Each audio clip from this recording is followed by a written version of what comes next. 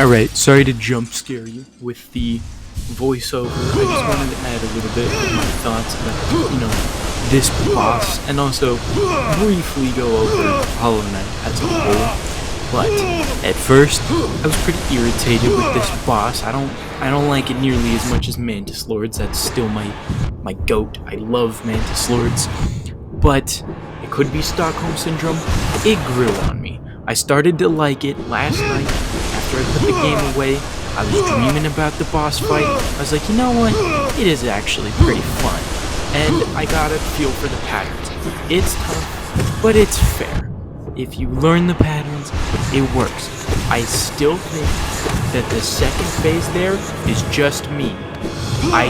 That part doesn't feel fair. Alright, you can learn it, and I know that's just the point of the game.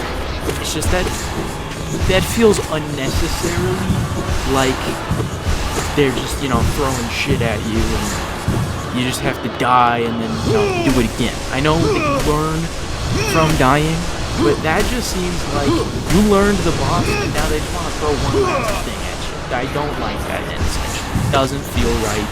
Other than that, it's a pretty good boss. And that's how I feel about the game for the most part.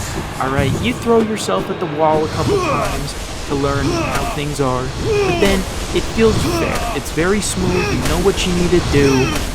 All of the fights, for the most part, alright, they feel good.